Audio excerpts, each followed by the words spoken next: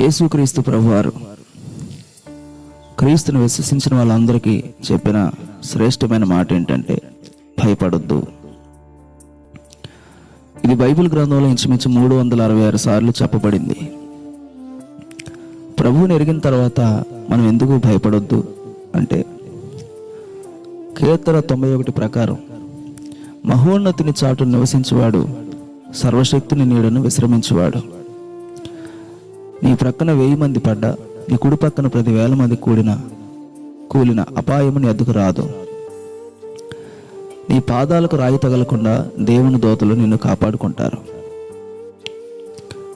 అలానే నీ రాకపోకలేందు యెహోవా నీకు తోడై ఉంటాడు.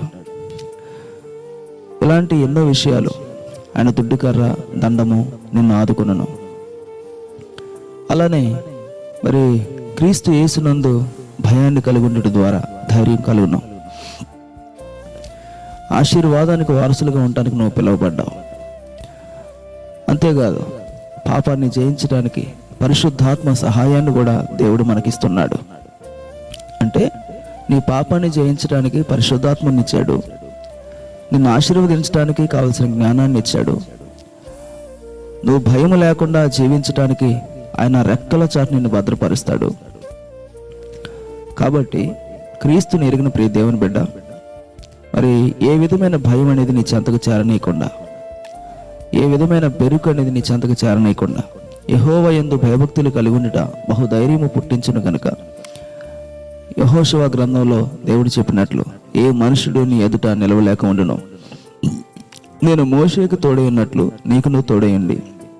నువ్వు వెళ్ళు ప్రతి మార్గమందు నేను నీతో పాటు ఉంటానని చెప్పాడు. నీ భయమును నీ వెరుకును మనుషులకు కలుగునని చెప్పాడు, పశుపక్షాదులకు కలుగునని చెప్పాడు.